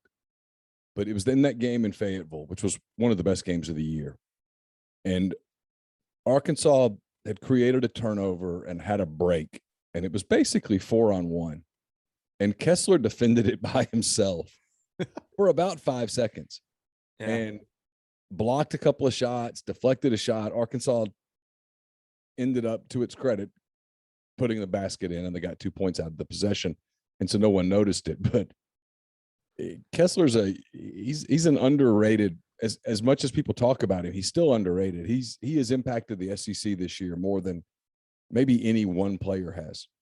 Well, and as a sidebar, I think this points to coaching, and this is why people love Bruce Pearl as a coach. I saw Kessler play in high school, 15 minutes from my house, and they were playing a team with a bunch of guys our size, and he's out there just jacking 1 3-pointer after another. I'm like, you could post everybody up and post 60 and 30 today if you wanted to, and he was out there doing other things. And so, like, when he goes to Carolina a year ago, I'm like, I don't know how this is going to go, because he didn't do much that year. I'm like, I don't know what they're going to do. Is he going to go to Auburn and they're going to make him a stretch 5? And this could go a lot of ways. Yeah. And you look at what he's become. He will take a 3 on occasion, but it's like someone said to him, look, man, your job is to clean up inside, work on a couple of post moves, get the easy ones. He's an efficient scorer. He doesn't really need to rebound a ton because they got other guys. Mm-hmm. And he just is just phenomenal on the other end. And that's a coach saying to a kid, look, these are your strengths. Let's play to them. And haven't seen that from a very unique perspective. I think people see Kessler, know what he is, but that could have gone a lot of different ways. And I think it was a good job by Pearl to direct that in the way that he did. Yeah, I agree. Bruce is a great coach. Couple of other teams. I think the 2 next teams in the league just played the other night, Kentucky and Tennessee. I was all in on Kentucky until the other night, and I know Washington got hurt, and it was in Knoxville, and I think Tennessee's sneaky good. But there was something about that game for Kentucky that bothered me a little bit. And on the flip side, I watched that with Tennessee, and I know they got to go to Arkansas Saturday, and it's going to be an interesting test for them. But I watched Tennessee and went, oh, yeah, Rick Barnes has put this together. They have this mix of youth and experience. They can score on a lot of different levels. They're gritty, like most Barnes teams are. They'll get physical. They can play different kinds of games. They can play up tempo. They can slow it down in the half court. Auburn's the best team in the league, and if you told me a team in the league won the national title, I would say it's Auburn. But boy, if you told me another team made the Final Four, I might go with Tennessee right now, Chris. And I know that's recency bias off what happened the other night, but it is more than that. Yeah, I mean, look, I've gone back and forth on Auburn and Kentucky all year, and it probably just depends on who I watched the last, to be Sure. honest. But Of course. with Washington, I think it's all about Washington's health. This is what, the third time he's been hurt. Yeah. They're a different team with him on the floor in ways I can't explain. They just are.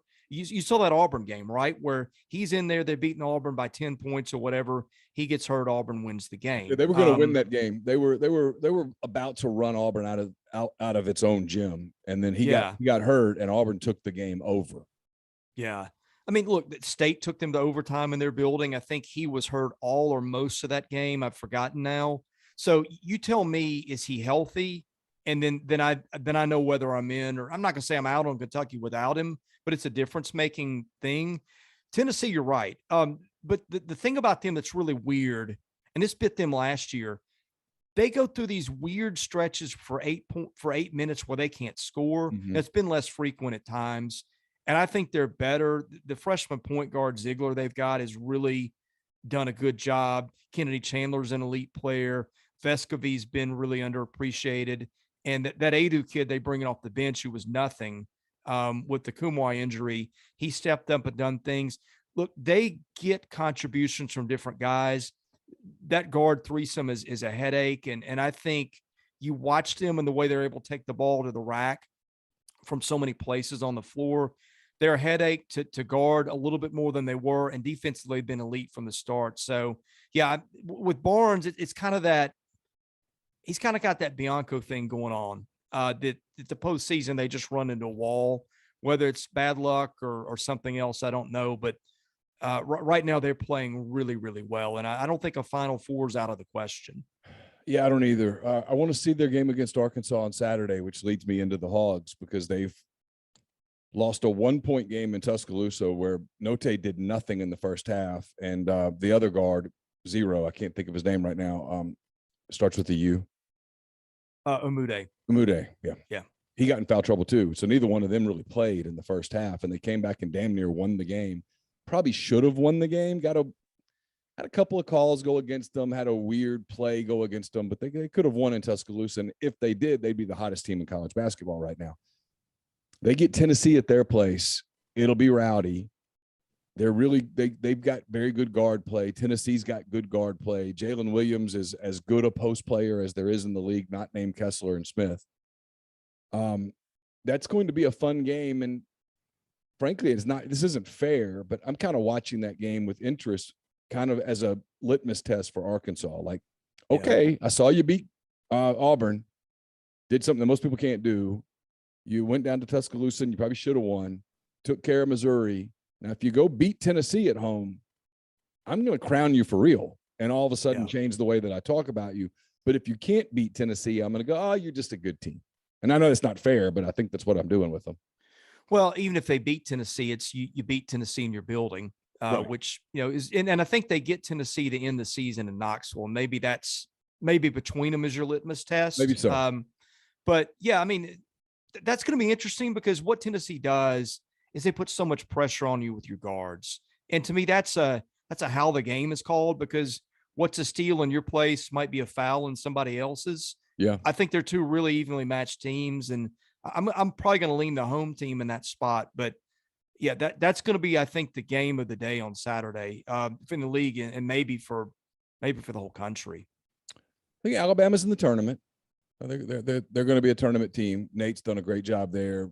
We'll get to coaching stuff in a minute because I think his name's going to pop up in March and some coaching stuff that could really change the landscape. A lot of attention here with Florida, with Mike White, the former Ole Miss guard. It was a tough loss for them at Texas A&M. They can't afford to stumble too many more times. They get Auburn at their place on Saturday. It's going to be a awfully difficult test.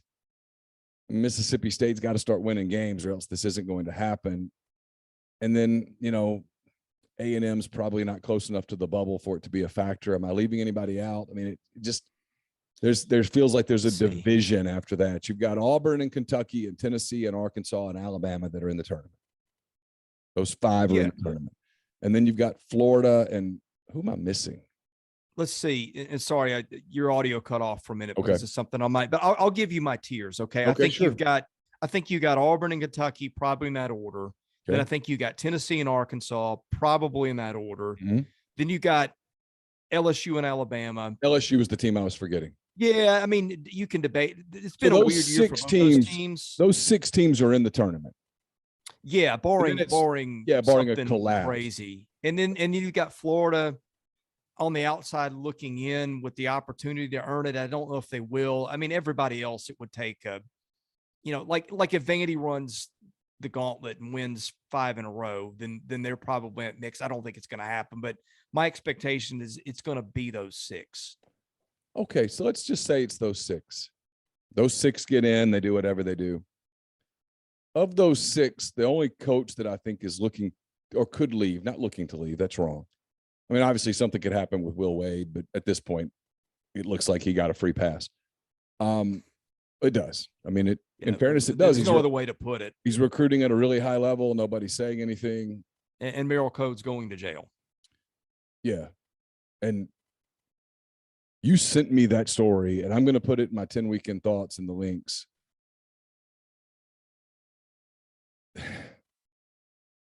I hate to be the conspiracy guy. I don't like being that person, but damn.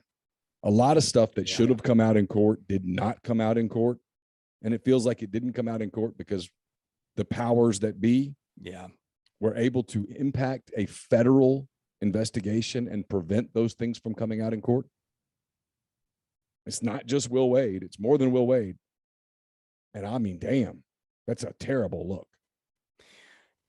I don't know if I sent you this too. Gabe DeArmond sent me this, and he may have sent it to you too. That podcast that he did with Wetzel and 40, and I've listened to most of it, was tremendous. When you hear him tell that in his own words, Neal, it's really powerful. And the way that he's able to talk through it without any trace of bitterness and just matter of factness, I admire him, because I think if I was going to federal prison for 9 months and leaving my wife and kids, I wouldn't be so kind. But it's crazy. I mean, and this is right in front of us. I mean, it's not even open for debate anymore. I don't know how to say what you just said any better than you did, but it's just wrong. It is. It's completely wrong that they're making him the fall guy for all of this. Yeah. And acting like he did something. Look, he did something that everybody was doing. And if you're going to conduct an investigation and say you want to clean up the sport, well, then do it. Otherwise, shut up. Yeah. But to make Merrill Code the fall guy and send him off to prison after you've ruined his career and not let a lot of things that probably should be admitted into court feels dirty. I mean, it feels like Ghislaine Maxwell dirty. Yeah. Like if you think about that case, right? I mean, so Ghislaine Maxwell, let me get this straight. Ghislaine Maxwell is going to prison for being essentially a child molester, and yet you're not going to say anything about who she was working for or who her clients were. I mean, she set up young girls with people. All right, what people? Right? And so in this case, back to the basketball, it's, all these things, yet you're just going to only talk about Merrill Code? You think Merrill Code was doing this without Rick Pitino knowing, without Bill Self knowing? You think, I mean, come on, that defies logic.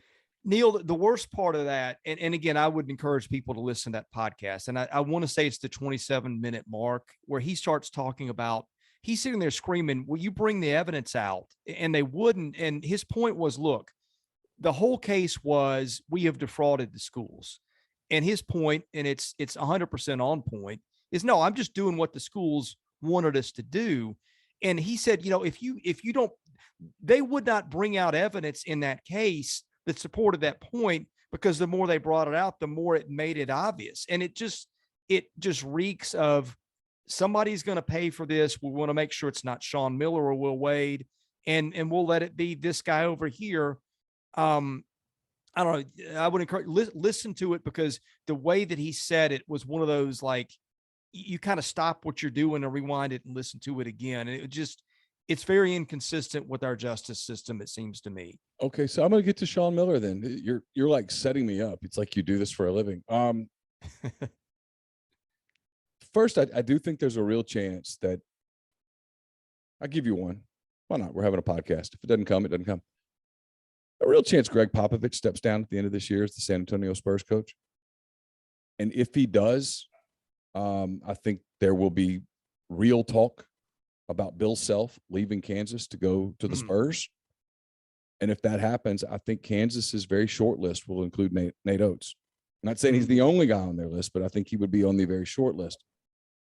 So that's one I'm watching. And then the other that I'm watching is I think there could be multiple openings in the SEC. And if you're in today's SEC and let's be honest here, let's put the rest of the bullshit aside. You're in the same league with LSU, Auburn, Kentucky. Nothing's happening at LSU. Really not much happened to Auburn. Kentucky's Kentucky. Don't you have to at least talk to Sean Miller? Well, I mean, in the environment that nothing's against the rules anymore, if there are rules. There are no rules. Don't you want Sean Miller on your bench? Well, yeah. I mean, if the thing is, I got to win basketball games and my life depends on it, sure, why not, right? Right. All right, so let's talk about some of the jobs out there in the league. What do you think is going to happen? Obviously, Georgia's going to make a move. Ole Miss goes there on Saturday. Georgia's 1-12, 1-13 in the league. Yeah. Pretty clear Georgia's not going anywhere. This is Tom Crean's 4th season. It's been a disaster. First, why can no one win there, Chris? And then secondly, do you have any idea what directions they might turn in Georgia? Georgia's always been a mystery to me in a way, although if you go to a game there or you go to the SEC tournament, there's so little support in that regard. It's not a mystery. Then again, they got Atlanta just down the road. And I guess, they get some players out of there occasionally, but they don't get enough. And they don't always get the best. I think it's probably that easy. Georgia, look, when Crean skipped his post-game radio this weekend, that was, told you a lot. In addition to the record, pretty good sign of where that's headed. So, the one name that I've heard there, I almost hesitate to say it. I've heard Andy Kennedy's name at Georgia a couple of times. He's at UAB. I've already heard UAB what direction they might go if Andy leaves to go to a bigger job. So the fact that I've already heard another name at UAB makes me think, Yeah. And the name that I heard made me think, could be. Missouri, Konzo Martin. Do you anticipate Konzo getting more time, or is this the end of his road? Yeah, I talked to Gabe about that a lot. We text. I think his sentiment is that he's probably coming back. Their fans are getting restless, and that's a weird program at a weird time. And I thought they'd have a lot more success in hoops than they've had. I did too. I don't think, unfortunately, everybody loves Konzo, and he's more likable where he's thought of as one of the few maybe clean guys in this atmosphere that everybody knows what it is now. And you always hate to. Well, it has to, right? But right. They're not happy. I don't know. I would say he probably gets another year. South Carolina is one I've kind of watched. They played better of late. They tried everything to run Frank Martin off last year and it didn't work. It seems like when you get in that spot, those are hard to go forward in. Vandy, I keep hearing Stackhouse, if he gets an NBA chance, he'll get out. Mississippi State's one that I think would be at the top if they can't get to the tournament, which I don't think they will. And Florida with Mike White's another one. I don't think people are really happy. That was a tough time to come in and take that job coming off Billy Donovan. Florida never won anything close to that consistently. And so I've always thought a little bit that was unfair, but it's weird. We're sitting here in this environment. Maybe this is why, right? It's the league's so good that you look at the bottom half and so many of these fan bases are wanting a change, but there's only so many wins to go around. And you're looking at some coaches who may get fired, who have done some nice things elsewhere, but that's just the state of the league these days. I'm so close to it that I'm inside it and I know the people. So it's sometimes interesting to get somebody's view from 30,000 feet. And yours is a clear cut 30,000 feet because you watch a lot of it. When you look at the Ole Miss program today, what do you see? it's just always been a hard place to win. I think they got a good coach. Everybody loves Kermit. I saw his teams at MTSU. He did a tremendous job there.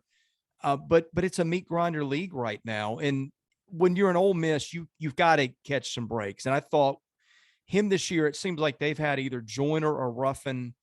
I don't know how many games they had them both at the same time. Not many. But it's not a lot. No. And maybe now Ruffin's one. done for the year, Yeah, right? Ruffin tore his ACL. He had ACL reconstruction. He's out for the season.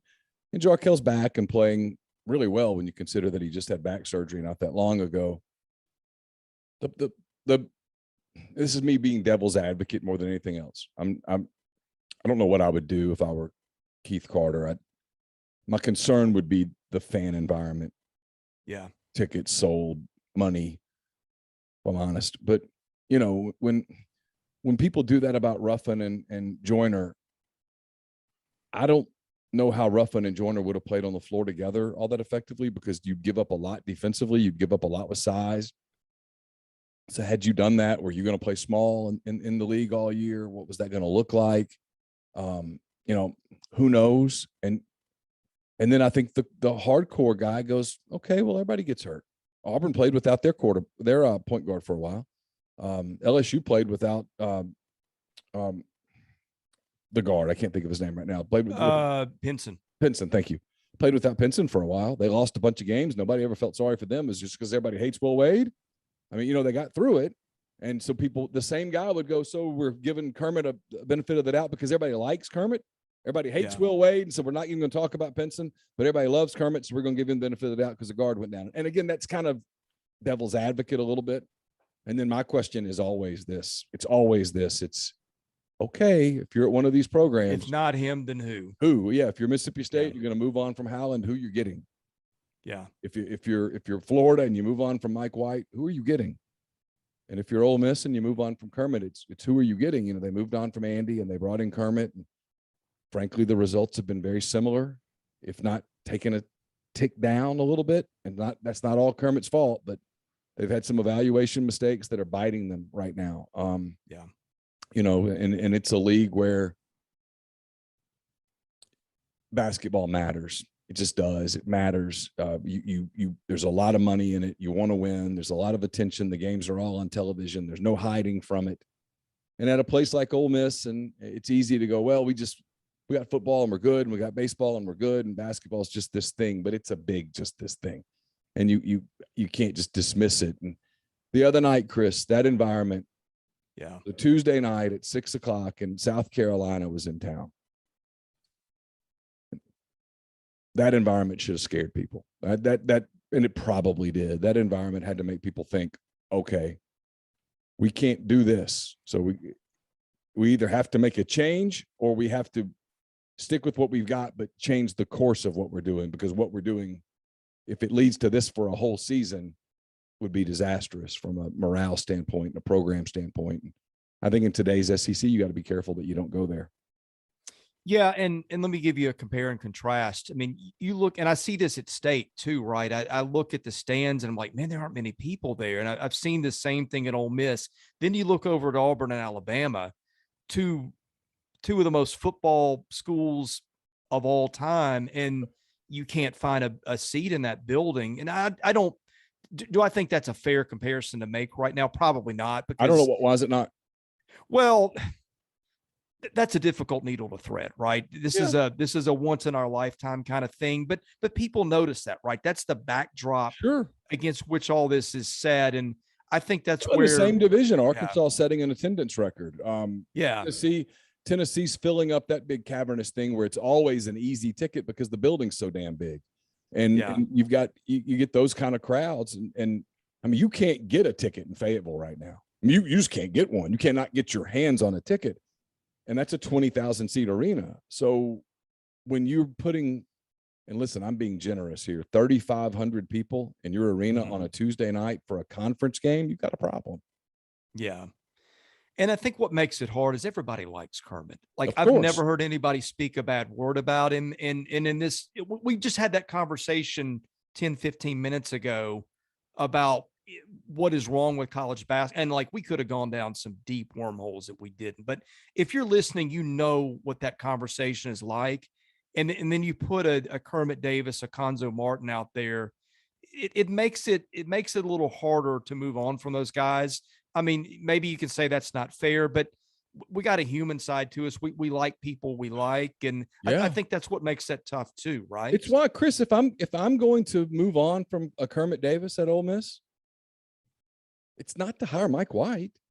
Yeah. Mike's a super nice guy. I mean, I love Mike White. I mean, I could sit and talk to Mike White and talk basketball, and he's a great guy. And I mean, I love Mike.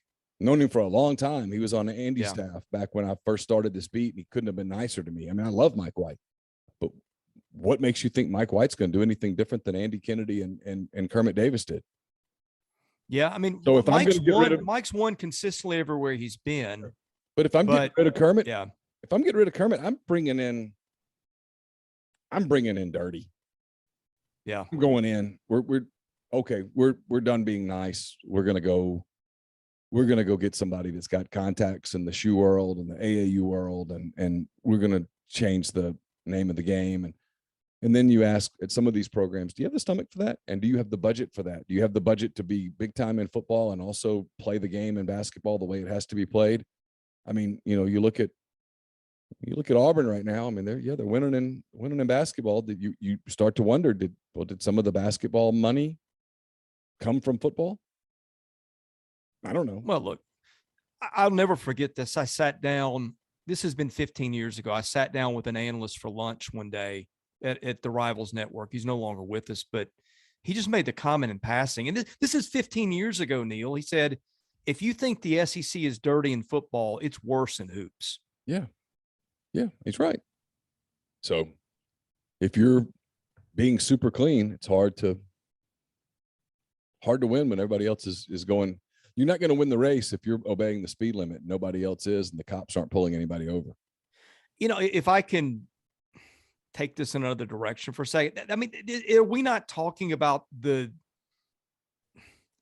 overlying theme of all of college sports right now? I mean, it just, between the portal, between all these other things, it's like, where's this going to go? I think we're just looking at 2 or 3 years of chaos. It's like an election when one party has run the country into the ground, and, you know, there are consequences from it. And you don't know what they're going to look like, but you know, you're in for a mess for a few years. Yeah. This to me is not a lot of fun right now to cover in a lot of ways, because you don't like what's going on at a gut moral level. You don't really know how to get out of it. And I just think we almost have to just sit and watch the train create a spectacular wreck before it's going to fix itself. And I don't know of any other solution at this point. Do you? No.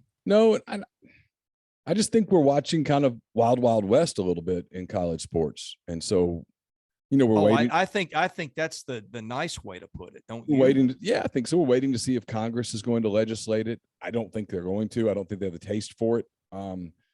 You can't ask I'm a big critic of the NCAA, but I will defend them here. You can't turn around and go, hey guys, while you're also doing what you're doing now with no subpoena power, legislate NIL. I mean, they would look at you and just go, come on, man.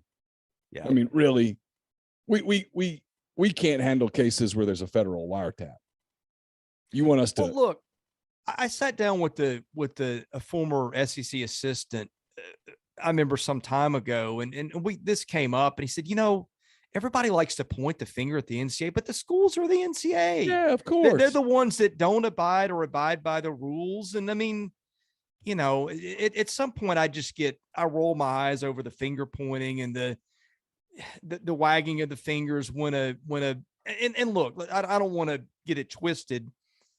The Sean Miller stuff and the Will Wade stuff, that's about as bad as it gets. But are we going to sit here and pretend like most of the other programs are night and day different? No, of course not. Come on.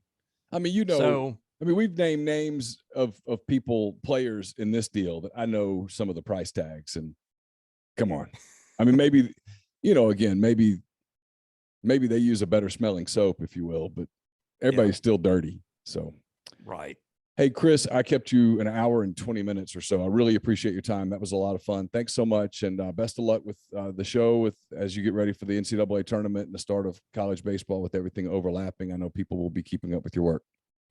Yeah, it's a lot of fun. I think I would encourage people to check out our YouTube channel and subscribe. We try to put a lot on our podcast feed too, audio only, but we're putting up a lot of stuff. And I can say this honestly, nobody's putting up the volume and the kind of content we are right now. So if you just like and this was the goal, is we want a place where just the SEC fan or the media guy comes and you can kind of know what's going on at all 14 schools. And if you want a pretty quick and efficient place to get that, that's what we're trying to do. And I think we keep hearing we've done a good job of it. So I hope people will come and check us out. Thanks, Chris. Talk to you soon. Thanks, Neal. That was Chris Lee of Southeastern14.com. Thanks to him for giving us almost an hour and a half of his time today. So that does it for this edition of Hand Raise, guys. I know it's a different kind of edition. We didn't get your calls and stuff. We'll try to get back to that next week. It's a little complicated on some of these home baseball weekends with stuff going on. But anyway, we'll be back. We'll put this in podcast form for Friday as you get ready for the season opener. Don't forget to check out the Peyton Chatney Show. Presented by The Rogue. It's out where you get podcasts. It's also up on our YouTube channel. Would love it if you'd hit the subscribe button, if you'd hit the like button, if you'd tell a friend, that would be great.